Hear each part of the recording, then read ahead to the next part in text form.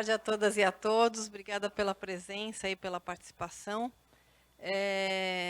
A Ana Estela Haddad, que estaria conosco, teve um imprevisto, me informou que a Paula Xavier veria no lugar dela. Eu não sei se ela teve algum atraso no voo, enfim, mas não recebi informação. Mas vamos começar o painel e ela chegando, ela se junta a nós. Eu sou Milva Pagano, diretora executiva da Abramed. A Abramed é a Associação Brasileira de Medicina Diagnóstica, uma entidade que representa o setor. Há mais de 10 anos, os nossos associados juntos são responsáveis por mais de 85% dos exames realizados na saúde suplementar do Brasil. É uma entidade setorial que atua em nível nacional, com uma pauta, inclusive, de interoperabilidade, que é o tema que vamos discutir aqui. Eu queria iniciar passando a palavra para a Angélica, da ANS, que vai fazer uma breve apresentação, e aí nós iniciamos o nosso debate. Bom, boa tarde a todos. Com muita satisfação que a gente está aqui hoje para tratar desse tema, que é um tema que eu tenho um carinho, um apreço muito grande, né? Por ser um tema que a gente entende que é um tema estruturante para o sistema de saúde brasileiro, do qual a nossa Agência Nacional de Saúde Suplementar integra, faz parte, e precisa muito desse suporte, né, enquanto política de Estado, para organizar o setor de saúde suplementar. Então, na realidade, a RNDS, para nós, é fundamental. Ela, para a gente poder mudar de patamar do ponto de vista de regulação, de organização e de estruturação daquilo que a gente quer enquanto sociedade, né? Hoje de manhã estávamos presentes num evento, numa palestra em que nós estávamos falando do futuro, daqui a 20 anos, o que a gente quer para o sistema de saúde daqui a 20 anos, e eu não vejo como não pensar na RNDS dentro desse cenário, né? Eu acho que foi muito bem escolhida a mesa. Eu tenho uma honra muito grande de estar com a Jussara aqui, que, para mim, é uma profissional de alta qualidade técnica e que acompanhou toda essa trajetória e toda essa história, né, tanto da agência, no sentido de pensar o registro eletrônico de saúde para a saúde suplementar, né, como também para a construção da RNDS. Né. Em 2012, né, Jussara, eu era assessora da presidência da ANS, fui chamada numa reunião no Ministério da Saúde para falar sobre estratégia de saúde digital do Brasil. Eu não entendia nada desse negócio, né? Eu fiquei, que trem é esse? 2012, isso era uma coisa muito nova, era uma coisa que quase não se falava, né? E a gente ainda estava muito no papel, muito no analógico, né? E aí tive a oportunidade de encontrar a Jussara lá. E foi, assim, uma oportunidade linda, porque foi quando nasceu realmente toda a construção do projeto, explicando como que seria, o que eles pensavam, né, enquanto política pública. E Jussara pegou a canetinha da mão, assim, foi no quadro branco, começou a desenhar um monte de coisa lá, e eu olhando, falei, pô, isso aí, tá, isso tem que dar um caldo. Mas eu acho que no Brasil isso não vai dar certo, não. A gente, né, tende a achar que as coisas no Brasil não vão acontecer, mas aconteceu. Né? Graças a Deus, a gente tem uma estratégia na legislação que deu força para isso, né? Uma política, inclusive, publicada no Ministério da Saúde. Né? E a estratégia vai até 2018, se eu não me engano, 28, quer dizer, é um projeto de longo prazo, que foi, na verdade, aprimorado depois ao longo do tempo. Então, a gente sabe que é algo muito grandioso, tá? Mas antes de falar sobre isso, eu queria fazer uma reflexão, que é o seguinte: organização de cuidados digital no mundo não é uma coisa nova, entendeu? Nós temos países que isso acontece, e países pobres, tá? Países da América Central, países mais pobres que o Brasil, e que existe. Né? O Brasil tem a Receita Federal, né, no Brasil, sabe quanto eu gastei no trailerzinho aqui de baixo. Se eu comi um hambúrguer e passei meu cartão de crédito, ela sabe que eu gastei o que eu consumi. Gastei tantos reais no trailerzinho ali. E é muito estranho a gente não conseguir ter, no nosso país, um sistema que tenha um registro eletrônico de saúde, uma rede nacional de dados em saúde. No mínimo, é estranho. E nós temos que lutar para conseguir isso enquanto política, enquanto Estado. A gente tem que trabalhar para isso, a gente tem que influenciar todos que estão aqui. Cada um de nós temos que trabalhar e conversar nos nossos lares, com as pessoas que a gente conhece, porque a gente precisa brigar por isso. Isso é um patrimônio para o futuro. Isso é um patrimônio para os nossos filhos e para o futuro. Tá? Eu vou fazer um recorte que eu estou tratando aqui da saúde suplementar. Tá?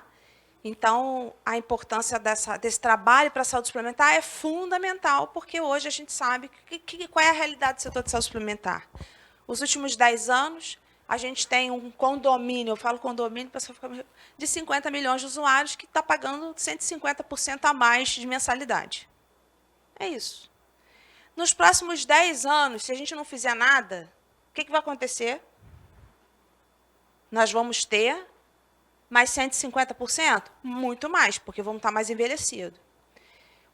O nosso caderno de informações da saúde suplementar, o Panorama, já mostrou que o envelhecimento no Brasil está acelerado. Né?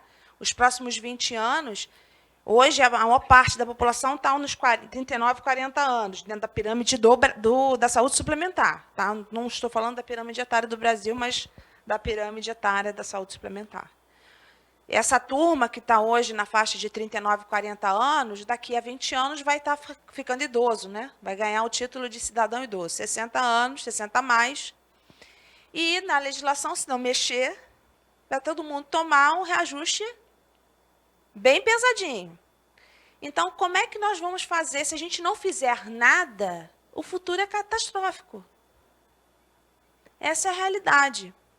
Então, temos que fazer alguma coisa. Né? E como fazer? Sem informação, gente. Esse é o ponto.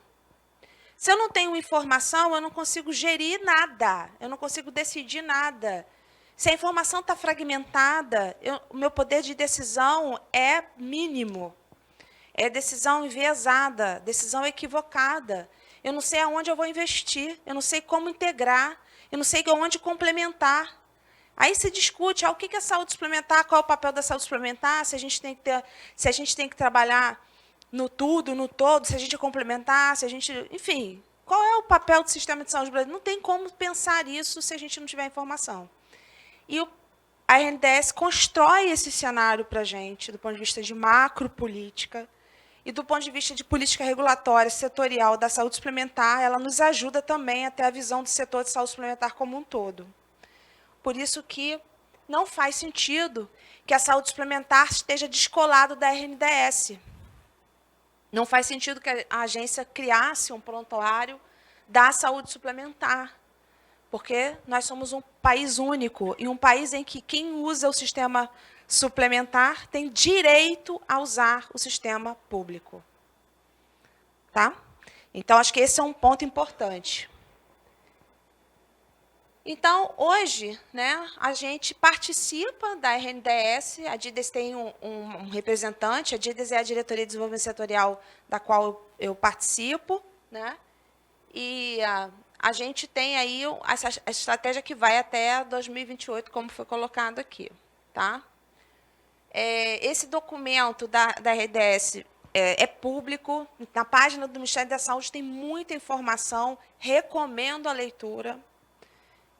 Principalmente se a gente não tiver a palestra aqui do Ministério da Saúde, seria importante para vocês se antenarem, para entender o que o Ministério está propondo.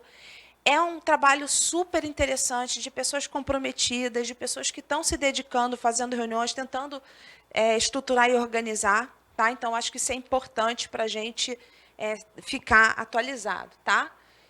Mas o que importa para a gente é que, na saúde suplementar, o que vai conectar lá com a RNDS? É o que foi definido pela estratégia lá do Comitê de Governança, que é o conjunto mínimo de dados. Né? O conjunto mínimo de dados integra lá a Rede Nacional de Dados. E aí, gente, é uma estratégia. Tem uma série de desafios nesse processo, questões de informática, questões de linguagem, porque num primeiro momento, a saúde suplementar ainda estava um pouco mais desenvolvida, porque a gente tinha um padrão, né?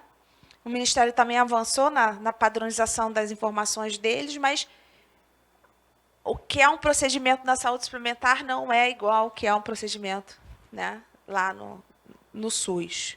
Não tem, são informações diferentes. Então, a gente tem o TIS, o padrão TIS é de 2003, né, 2005, por aí. E aí, esse padrão, ele foi um padrão, que é também uma política, que eu acho que é uma política de Estado, que a agência incorporou para organizar as informações da saúde suplementar. Então, um padrão, né, falar com CRE, porque não falava. Então, organizou. Para quem não conhece, numa linguagem bem leiga, sabe aquela guiazinha que a gente, quando vai no consultório médico ou vai para fazer algum exame, tem uma guiazinha que todo mundo preenche, assina, o médico bota aquelas informações lá? É isso. Esse padrão é o padrão TIS, tá? E aí, o que ele tem, na verdade? Ele é obrigatório, quer dizer, operador e prestador precisam trocar nesse padrão. Se não trocar, é infração. Não trocou no padrão, denuncia para a ANS. É infração, tá? A operadora tem que trocar no padrão com o prestador. Trocou para quê? Dados de produção assistencial das operadoras, para que a agência possa acompanhar o que está acontecendo, quais são os dados de produção assistencial. Isso, para a gente acompanhar a qualidade assistencial, é fundamental, para a gente regular o setor, olhar a demanda, é quase condição sine qua non. Tá?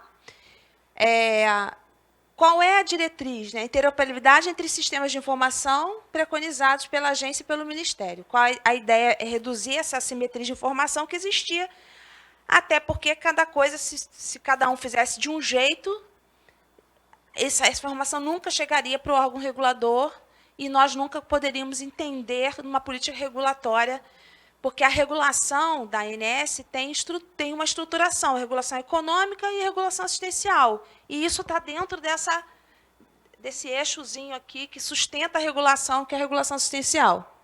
Tem essas finalidades, padronizar essas práticas administrativas, reduzir, obviamente, esse custo de transação, né, dar mais eficiência ao processo, verificar as questões de autorização, cobrança, acelerar esse processo, organizar para que a gente possa acompanhar as operadoras e fazer vigilância epidemiológica, que é uma obrigação legal da ANS.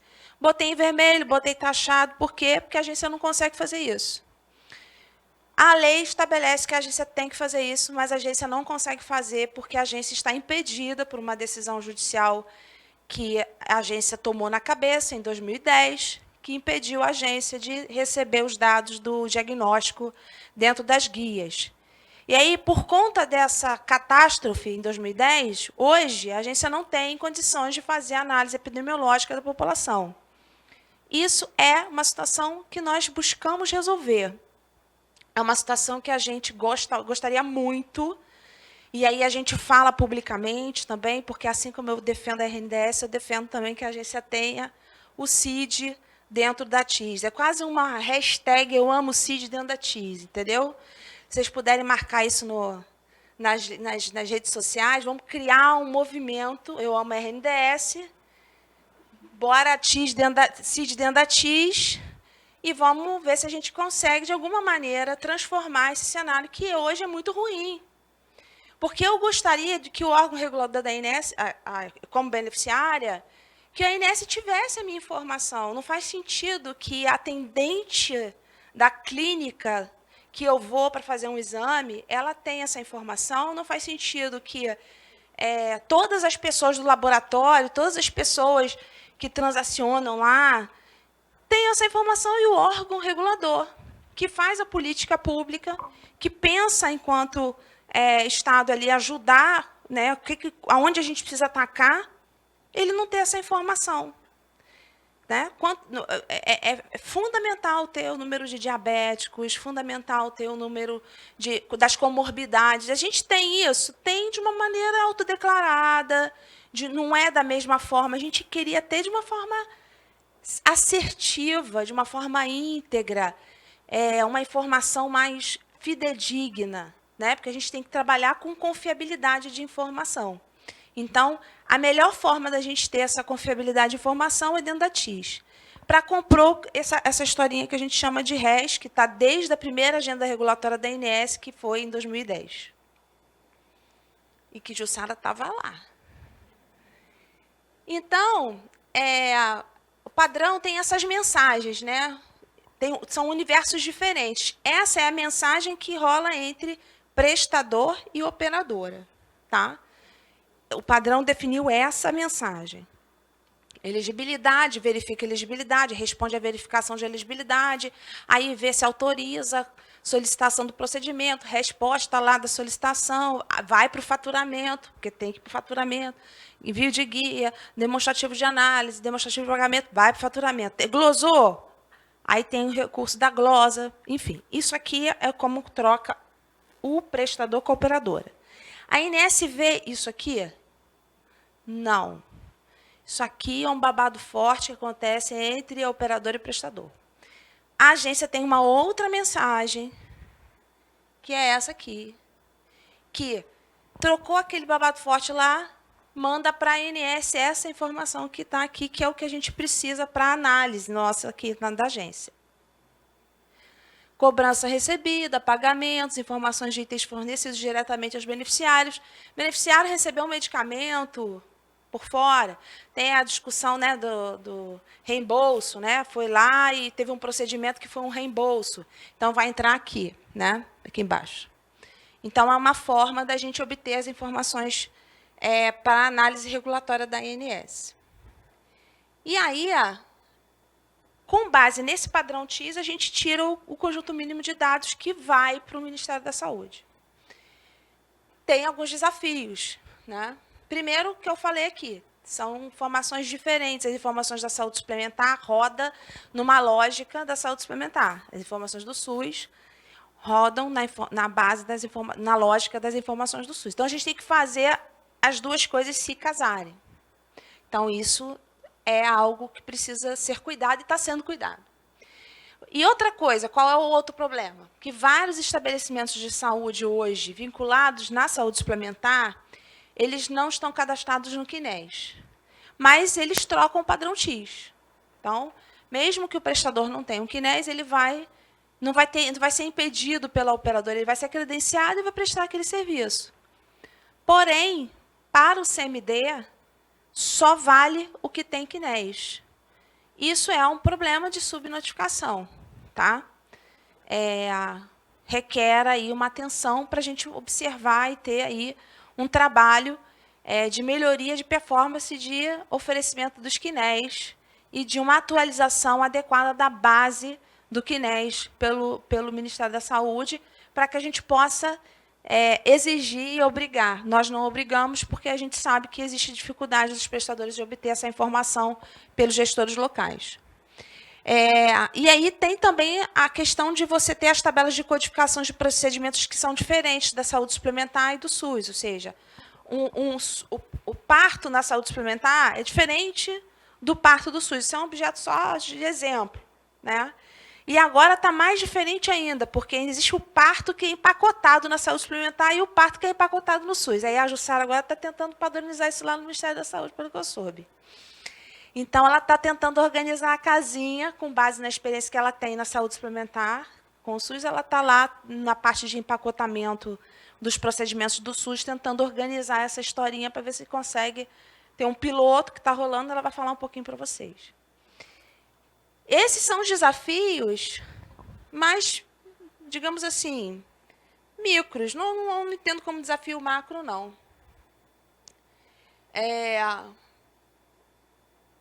Também tem esses desafios aqui, que é a adaptação do TIS para a linguagem FHIR, porque a FHIR é a linguagem lá do Ministério da Saúde, a gente tem que adaptar a ANS para essa linguagem. poucos profissionais não têm esse conhecimento no Brasil, é difícil, né? Mas você imagina, para você aplicar isso aqui que a gente estava falando, tudo que qualquer mudança que a gente faz na saúde suplementar e no SUS, você vê, no SUS, então, é maior ainda que na saúde suplementar, mas no SUS, na saúde suplementar, a gente tem 1.097 operadoras, 250 mil prestadores, 381 em pessoa física e 250 em pessoa jurídica. Então, imagina ter profissional para atender toda essa demanda. Requer qualificação técnica, formação, uma série de coisas, né?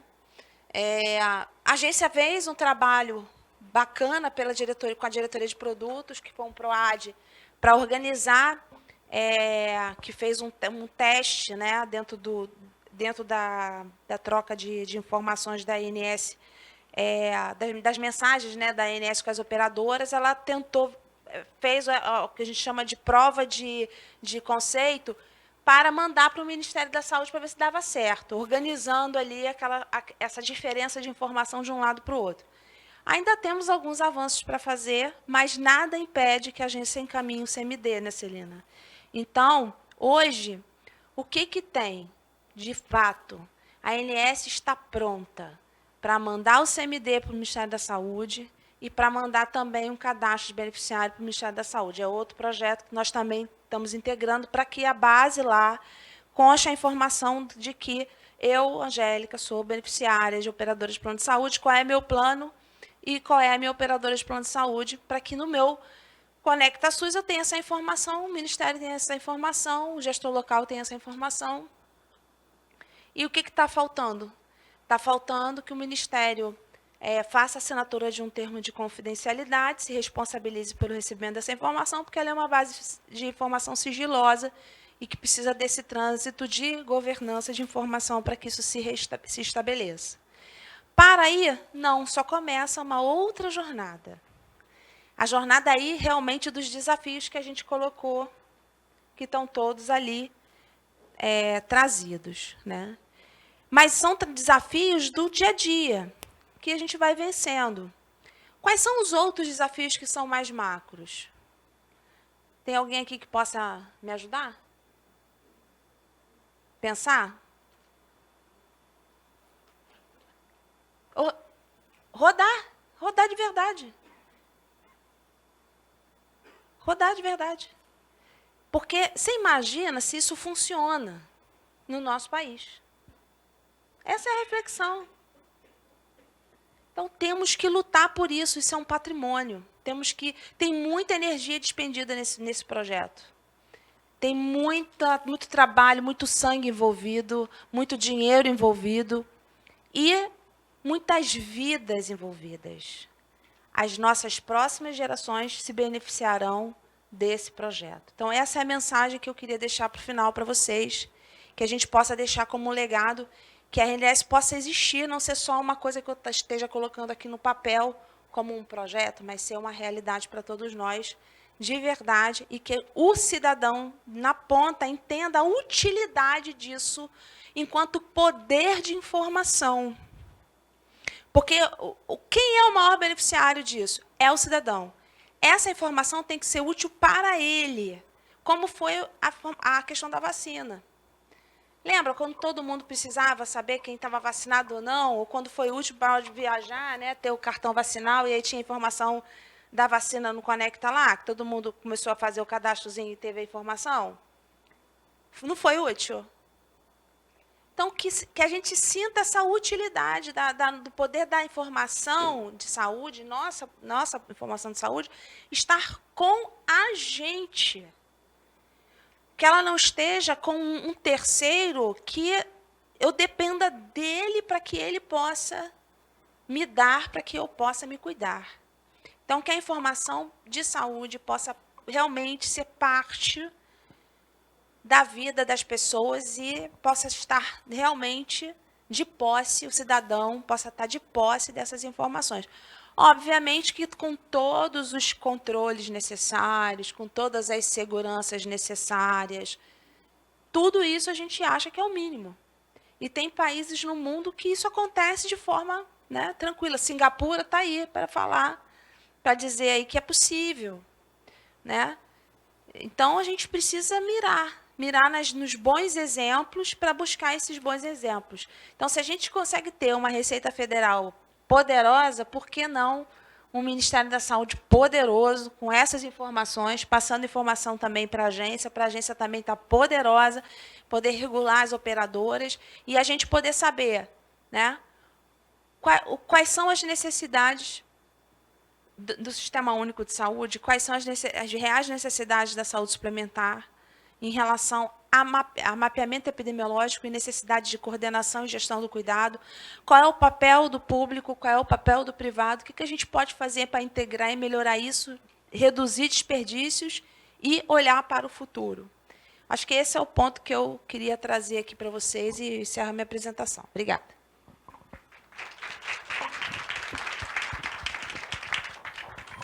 Angélica, muito obrigada. Eu acho que nós temos aqui um desafio de discutir hoje RNDS sem a presença do Ministério da Saúde, mas vamos avançar na pauta de RNDS no que tange a saúde suplementar, né? A RNDS trouxe importantes avanços na saúde, né? Nós vivenciamos aí a pandemia com uma troca de informações, né, como a Angélica citou, na época da pandemia, nós tínhamos uma troca de informações muito forte através da RNDS, que de fato acontecia, né, do que estava de fato acontecendo, das informações, tanto com relação à Covid, com relação à parte de vacinação, então isso funcionou. O nosso desafio é ampliar, né, e o nosso desafio maior ainda é pensar na RNDS, além do SUS. Pensar na RNDS, assim, esses dias, desde ontem, em vários painéis a gente vem discutindo, estávamos hoje pela manhã em um painel, ontem à tarde também, e muito essa discussão dessa discrepância entre público e privado, né? Então, entre SUS e saúde suplementar. E não dá para a gente querer igualar, né? E achar que vai ser uma solução única para os dois. Acho que existem diferenças que têm que ser respeitadas, mas os dois aspectos têm que ser tratados. Então, eu queria começar, né, dentro desses nossos desafios aqui de discussão,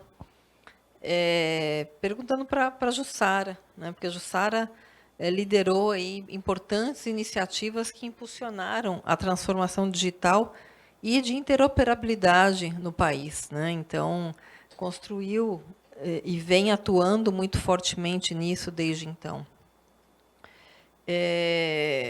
Com base na sua experiência, né, e com base em tudo que você desenvolveu, Jussara, como é que você vê a NDS, né, qual que é e o que a Angélica apresentou aqui, né, o que nós precisamos para fazer isso acontecer, né, para usar a RNDS, porque assim, a RNDS na minha visão, mais do que nada, é um importante meio, é a ferramenta para você conseguir utilizar o recurso certo da maneira adequada.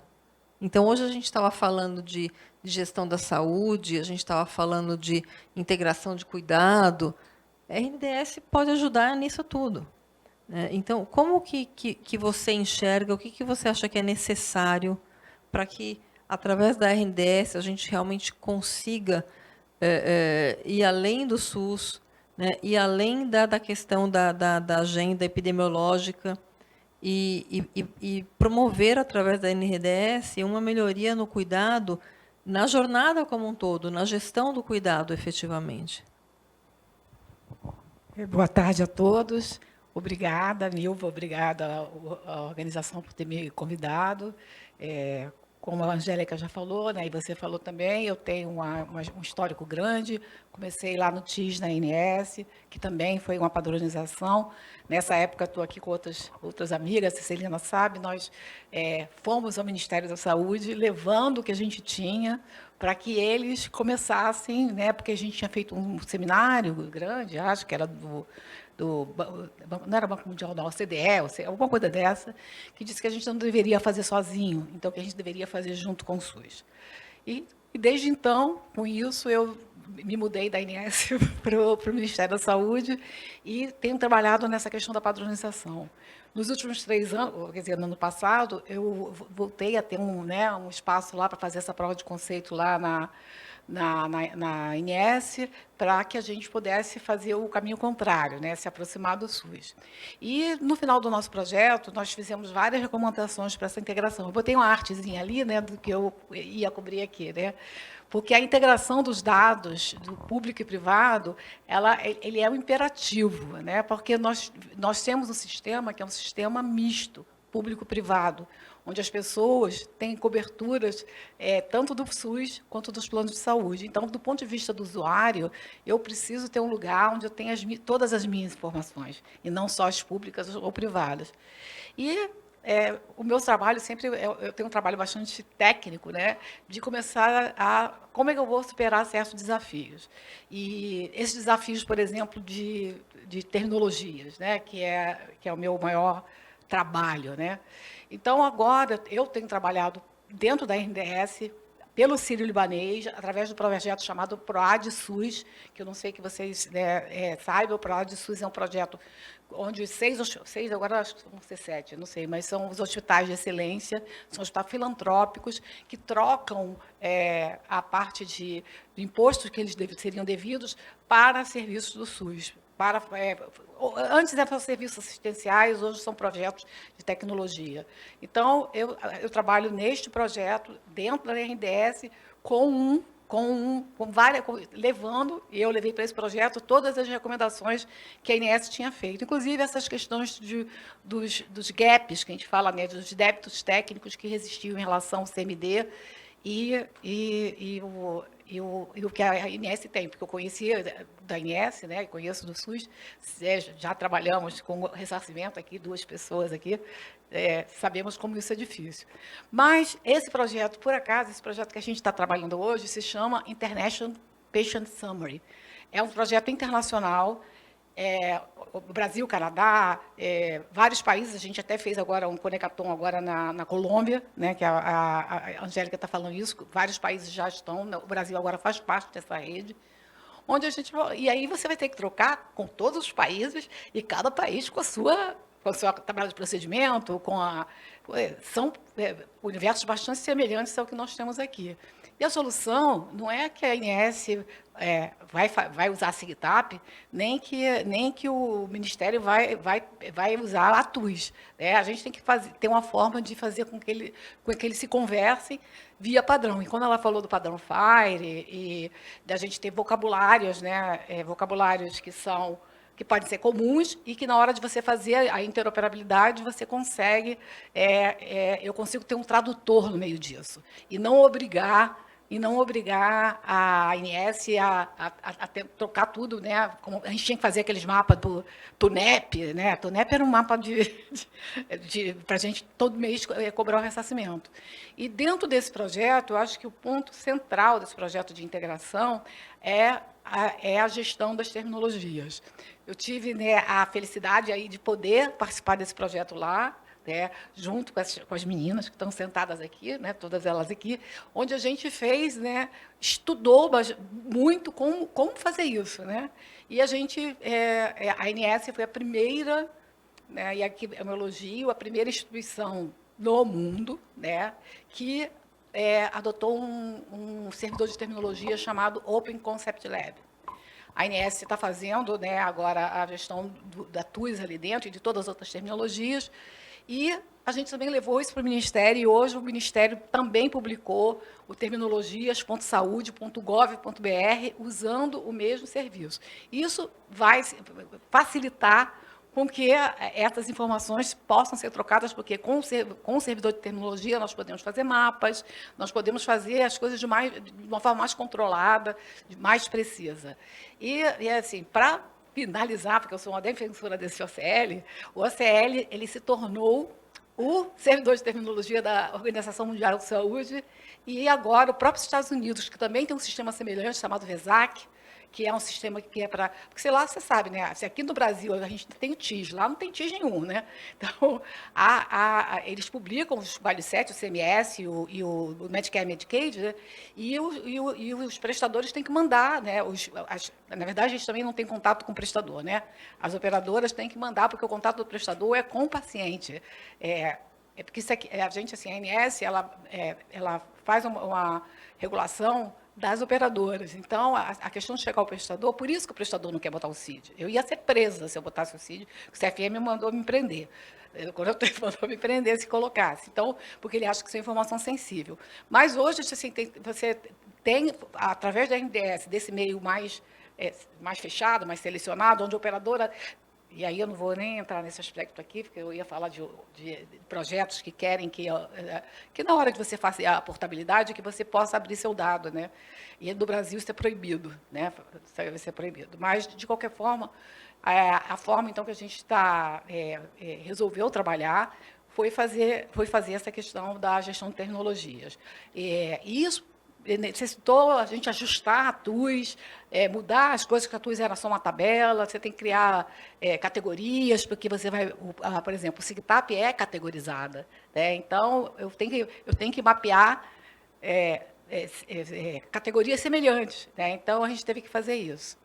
E por fim, né, eu acho que também é uma questão que estava nas recomendações que a gente fez para a ANS, e a gente chamou o Ministério para falar sobre isso, foi criar uma estrutura chamada BR Core, que seria um FAIR para o Brasil inteiro, que seria um FAIR que não seria específico, por exemplo, não tem que usar, vamos falar, Central de Regulação, que é o que eu estou trabalhando lá agora. Central de Regulação virou uma organização. Eu falei, a Central de Regulação ocupa o papel do segurador, do insurer, é o mesmo papel, né, porque ela paga a PAC, ela paga... E eles criaram lá e botaram lá como obrigatório, campo obrigatório, que esse é o problema do CMD, os campos são obrigatórios. E a gente falou assim, não, isso aqui é um caso de uso específico da regulação assistencial do SUS, como CMD. Né? A ANS pode mandar informações, mas ela não pode ser obrigada a botar 999, botar códigos que não existem, porque a gente tem que ter um tradutor para isso. A gente não tem que chegar lá essa informação não existe na ANS. Se não existe na ANS, não pode ser obrigatória. Então, hoje, lá no Ministério, está se entendendo que esse BR Core, que é o seguinte, a gente tem que ter um padrão nacional que sirva para o público, para o privado, para suplementar para o privado, e... Por exemplo, uma solicitação de exames. A solicitação de exames não é só que é feita para o TIS, ela é feita dentro do hospital.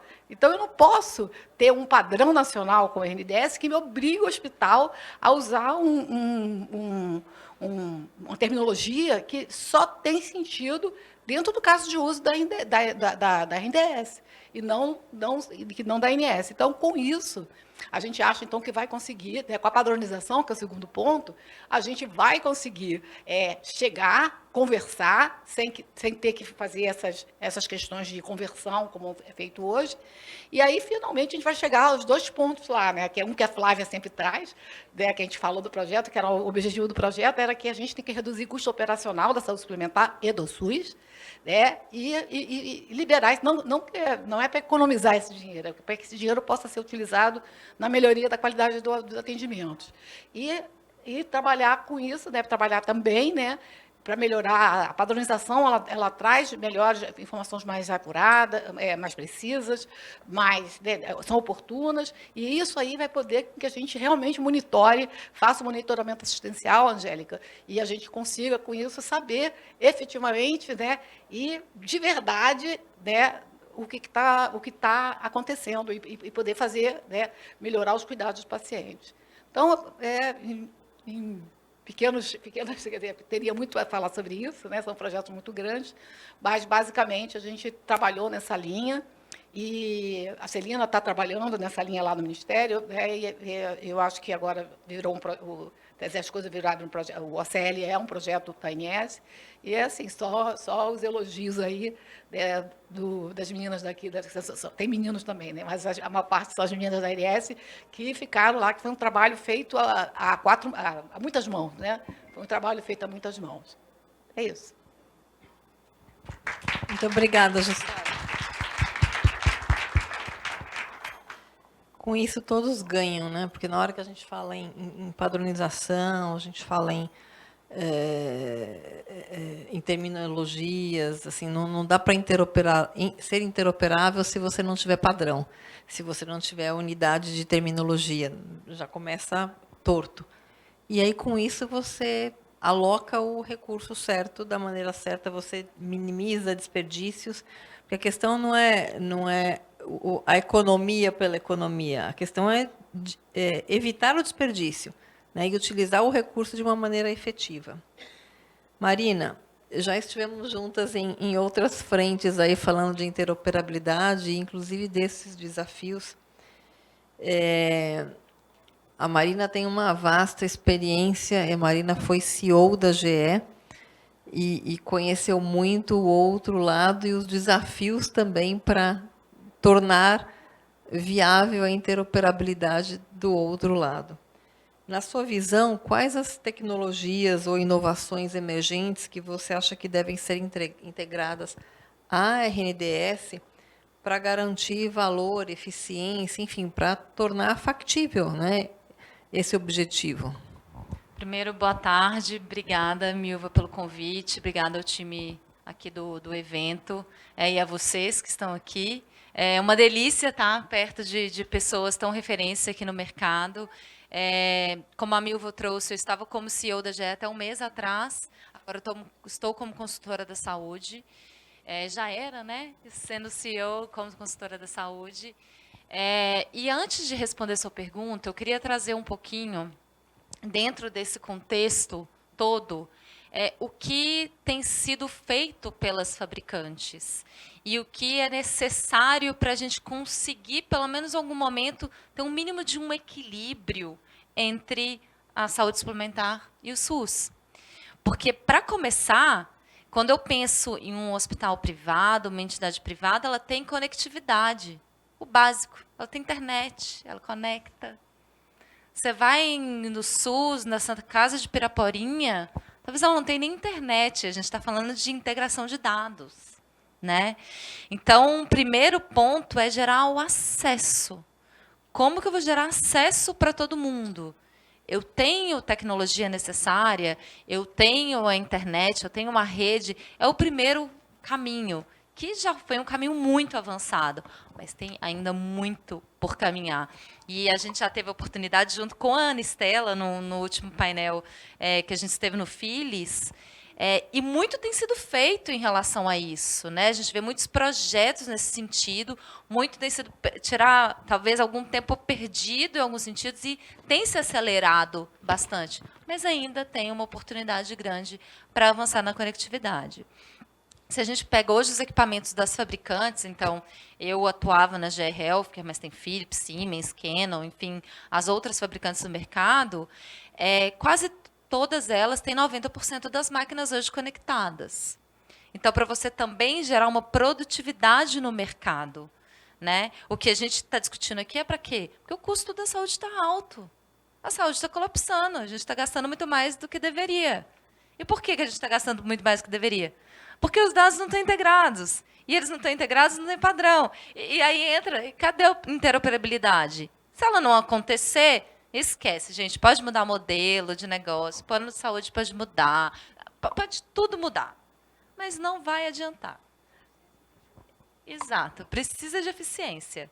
A gente hoje vive num mercado ineficiente. Então, hoje, os dados eles são enviados para a ANS, mas se nem todo mundo manda, se o SUS não está mandando para um outro sistema, se o sistema do SUS não é integrado com a ANS, e por aí vai. Então, o que as fabricantes têm que primeiro garantir que seja feito? A linguagem. A Jussara falou muito bem. Se a gente não traz uma linguagem padronizada, não vai adiantar. Se a Philips fizer de um jeito, se a GE Healthcare fizer de outro, se a Canon fizer de outro, se a Siemens fizer de outro, ninguém vai ter nem informação. O que pode acontecer? Todo mundo ficar no papelzinho, gastando mais custo para preparar a informação, para poder mandar para a ANS, e aí contrata 30 pessoas para gerar. Não dá. A gente tem que gerar uma linguagem padronizada. E aí, felizmente, a gente está surgindo com essa regulamentação. Porque nem tudo a gente gosta de falar, tem uma regulamentação para fazer a cultura mudar. Né? Inicialmente fala, poxa, eu preciso colocar uma regra para a cultura mudar? Às vezes você não precisa, mas é bem mais rápido. A gente acelera esse processo. Então, a gente precisa acelerar esse processo. Para a gente acelerar, eu uso o exemplo esdrúxulo, vocês me desculpem pelo meu exemplo, mas a gente tinha lá a tomada de 2 pinos, né? Muitos anos atrás, virou de 3. É esdrúxulo que eu vou falar. Mas se tivesse um buraquinho lá para a terceira, não seria melhor? Desde o início. E a gente falava, só levanta o terceiro pino. Não sabia o que ia acontecer no futuro. Então, aí eu começo a responder a sua pergunta. Se a gente colocar uma linguagem padrão, engessada, acabou. A gente tem um problema a partir daí. A gente tem que ter uma linguagem padrão que possa ser flexível a uma nova regulamentação que vai vir um dia. Hoje é FIRE. Até 2 anos atrás não era. E nem todas as empresas no mercado estão preparadas para ter uma linguagem FIRE. E pode ter certeza, com a inteligência artificial, com o avanço da tecnologia, daqui 5 anos eu acho pouco provável que seja FIRE. Então, como que a gente deixa uma tecnologia pronta para ser adaptável? Como que a gente assegura que a gente facilita isso? Eu acho isso muito importante. Isso é extremamente importante. A continuidade dessa. Tinha até ali melhoria contínua, algo, né?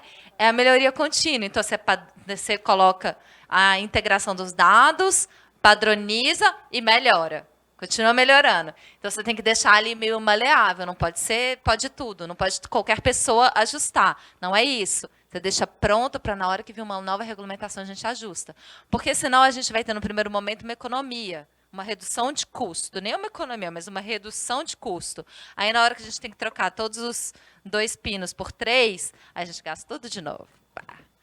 Então, não pode. A gente tem que deixar a tecnologia adaptável para o que está por vir. Então, todos os fabricantes, né, eles têm que ter essa visão. Então, hoje, na parte de desenvolvimento das empresas de tecnologia, inteligência artificial já é quase coisa do passado. Já se fala nas salas fechadas de o 3º nível de inteligência. Já eu passei da cognitiva. Então, como que eu consigo deixar uma base tecnológica para, na hora que for falado, olha, a gente chegou lá, a tecnologia tem que estar pronta para isso. Então, é importante que o governo, que a ANS, estejam sempre também desafiando os fabricantes nesse sentido.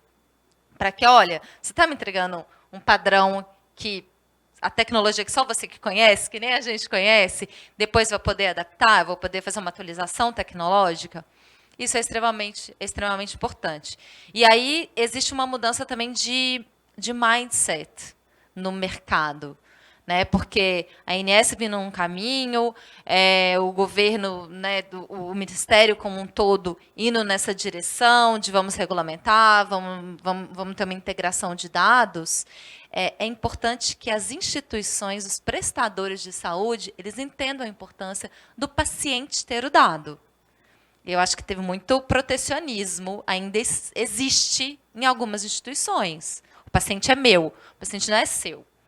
O paciente é dele. O paciente não é seu. Então, ele precisa, aos poucos, entender como que isso é importante para ele no final do dia também. É para o paciente dele e é para ele. Porque o custo da saúde está subindo. E está subindo porque ele não está recebendo também outros dados que ele precisava ter. Está fazendo o exame todo de novo. Então, estendi mais do que a pergunta em si, mas é para ter essa visão de como é essencial que os fabricantes façam parte dessa conversa, tanto de hardware como de software, para a tecnologia esteja pronta para que não se gaste mais custo no futuro e para que toda a tecnologia seja hoje preparada para se integrar. E eu preciso que a solução da GE fale com a da Siemens, que fale com a da Mindray, que fale com a das startups que estão aqui no evento. A tecnologia ela tem que se comunicar, uma linguagem única precisa ser respeitada e seguida e pensando no futuro. Obrigada, Marina. E quando você fala, a gente está chegando nos minutinhos finais, mas eu não queria deixar de abordar aqui um ponto importante. quando você fala em trazer a indústria, em trazer o fabricante para essa conversa, quer dizer, nós estamos falando, né, em muitos players nessa conversa, que vai além. Então, assim, tem uma pauta que é uma pauta pública e tem uma pauta que é uma pauta privada, e a gente volta para o que a gente estava falando no começo, né, público e privado. E aí me vem muito a questão da parceria pública e privada, que vem funcionando muito, mas parceria público-privada séria, né? Parceria público-privada com entrega definida, com cronograma, e que vem funcionando muito bem em alguns casos. A gente está vivenciando agora uma parceria com o Ministério da Saúde, numa agenda, ampliando aí a agenda de interoperabilidade da CEIDIG. Então, tem uma parceria público-privada através do LOINC, enfim, né? Então, que tem uma parceria público-privada disso, né, que vem, né, há anos se falando a respeito, a gente está começando a dar os passos para a materialização. Aí a minha pergunta é, como vocês veem, né, a parceria público-privada dentro disso? Porque a gente percebe, nós temos desafios grandes dentro das agências. E a gente conversa muito sobre isso, né, Angélica? Quer dizer, não dá para ficar cobrando da agência, ficar cobrando do Ministério da Saúde, cada um falando uma coisa isolado, e fica, a gente fala tanto em integração e interoperabilidade, e não existe nem integração do setor, né? O setor é totalmente fragmentado e a gente paga um preço pela desconfiança também altíssimo. Então, assim, como que as parcerias público-privadas podem ajudar nisso, Angélica? Começando aí por você. Muito, muito obrigada pela pergunta, porque é uma oportunidade enorme para a gente refletir um tema que, para mim, é fundamental. Paulo colocou, na abertura do evento, uma coisa que, para mim, é fundamental: diálogo. Quer dizer, o diálogo do público e do privado, né?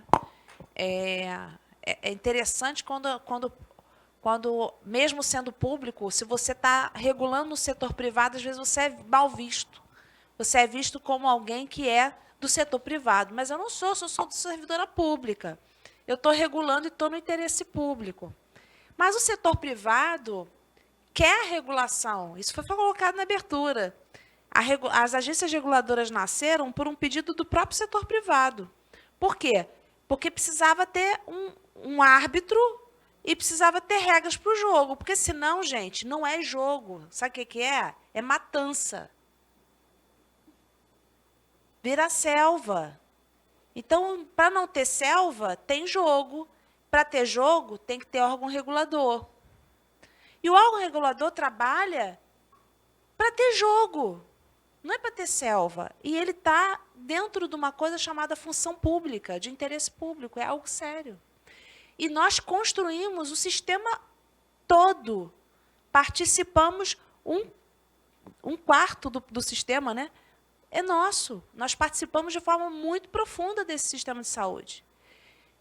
Não tem como nós não sermos ouvidos, nós não estarmos juntos. As nossas dores são as mesmas.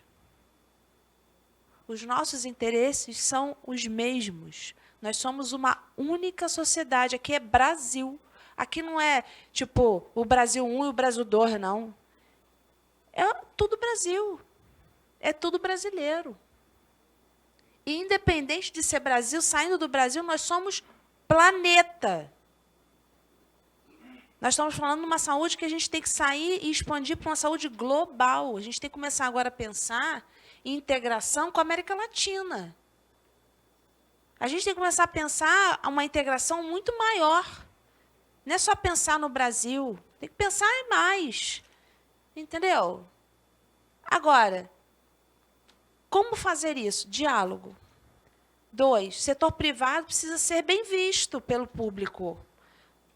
Não pode ser como se fosse sei lá, o bandido. Não pode ser visto dessa forma. Ou aquele que quer se aproveitar do público. Não é. E isso é uma cultura que, desculpe, precisa ser rompida no Brasil. Em outros modelos, em outros sistemas de saúde, você vê parcerias públicos-privadas em outros países que funcionam maravilhosamente. Boston tem exemplos maravilhosos. Harvard é uma das maiores universidades do mundo e recebe doações de todo o planeta. E tem gente trabalhando, estudando lá gratuitamente. Então, se a gente não pensar que a gente precisa repensar determinados conceitos que ficam dentro da nossa cabeça e que nos impedem de andar para frente, não tem como. Nesse sentido, a gente tem PROADs funcionando de forma muito bem feita, né?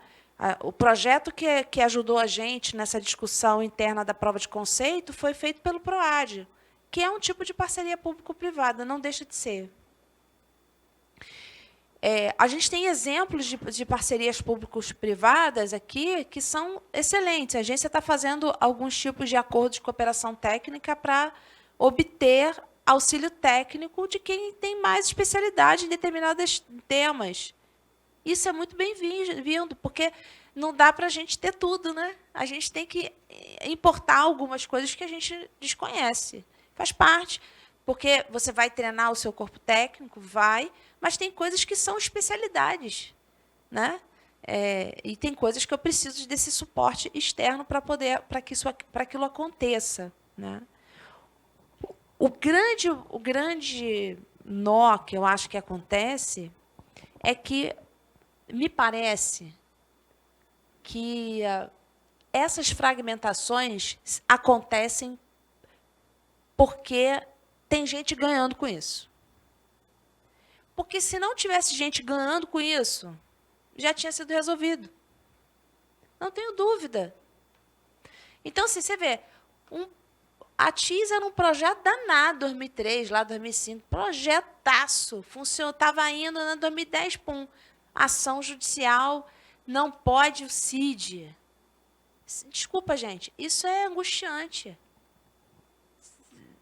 O judiciário interferir de uma forma tão absurda no papel regulatório de um regulador. Essa semana saiu uma decisão judicial contra o Conselho Federal de Medicina, proibindo o Conselho de estabelecer uma plataforma obrigatória para prescrição médica. Atestado, né? Para fazer atestado. Mas, gente, quem fiscaliza ato médico é o Conselho. Mas quem entrou com a ação judicial? Foram as startups de tecnologia. Então, a gente tem que começar a pensar. Se a gente não refletir que a gente precisa mudar essas questões no Brasil, e todo mundo se juntar, e todo mundo caminhar numa direção em prol daquilo que a gente quer enquanto sociedade, não tem jeito, vamos continuar só planejando o futuro, construindo pouco.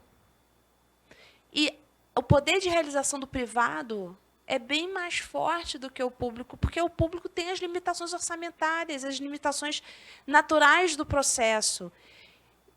E o público não é para ser privado, gente. O público tem um papel do Estado, que é estratégico de implementação e organização e regulação. A parte mais executora, precisa ser mais flexível, precisa vir do privado. E isso, para quê? Para crescer o Brasil. O Brasil precisa de crescimento. O setor de saúde impulsiona o Brasil, o PIB do Brasil, de uma forma estrondosa. Temos que crescer mais, e ganhar mais, e aumentar mais. Um país envelhecendo como o nosso, empobrecido como o nosso, se a gente não pensar nisso, não gerar riqueza, vai ser muito mais difícil para a gente passar. Angélica, obrigada. Eu vou quebrar aqui o protocolo para a gente fazer o encerramento, porque já esgotamos aqui o nosso prazo, já me avisaram.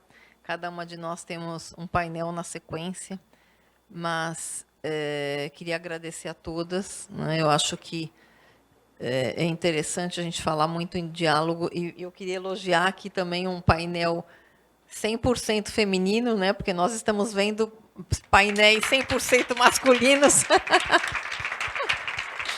E olha que não foi intencional, né? Aconteceu. Não foi intencional e aconteceu, então é muito bom acontecer isso no setor de saúde, né, que ainda é um setor que, apesar de ter muitas mulheres, as lideranças são predominantemente masculinas.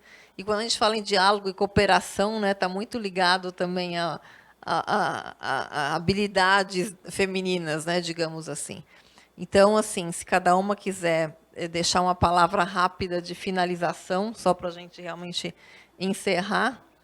Por favor, Marina. Não, eu queria só agradecer mesmo, e se cada cada um de nós que estiver aqui realmente levantar essa bandeira, sair para o seu dia a dia e contribuir para que a gente consiga alcançar mais interoperabilidade e buscar mais parcerias público-privadas, utilizando da melhor maneira, o privado tem muita eficiência. A gente tem que usar a eficiência do privado. O público ele tem o poder de orquestrar, de integrar. A gente tem que usar essa integração. Então, como que a gente usa o melhor dos dois mundos, né, para alavancar? Então, eu tenho certeza que todos nós podemos fazer um pouquinho disso no nosso dia a dia. Jussara, palavra final.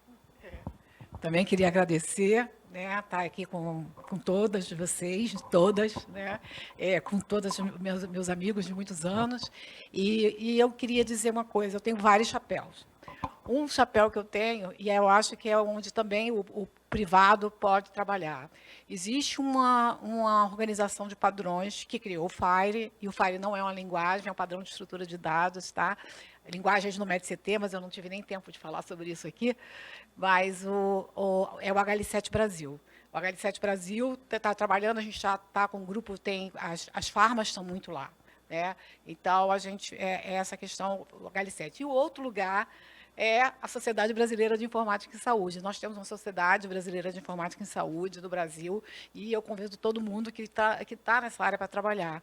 Eu viajo muito pelo HL7 para os Estados Unidos, e lá as empresas estão dentro do HL7 trabalhando pelos padrões. Aqui no Brasil a gente vê as empresas muito distantes disso. Eu acho que é uma forma também dela entrar. E aí parabenizar de novo a ANS por hoje, né, quando a gente criou o Copis lá atrás, e o Copis é público-privado, sempre foi desde o início, ele tem representantes, não tem de fabricante, mas podem ser levados, e a gente acabou de ser elevado a membro do Copis, e que a SBIS não era membro, ela podia assistir, mas não podia votar.